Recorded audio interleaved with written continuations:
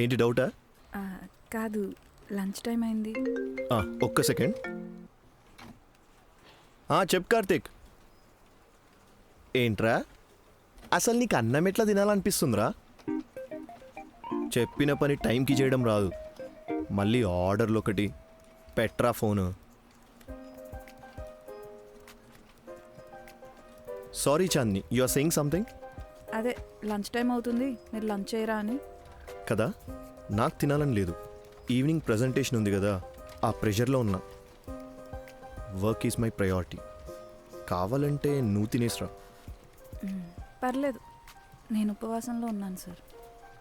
ఇందాక కార్తిక్ని అలా అన్నది వినేసి వద్దంటున్నావా?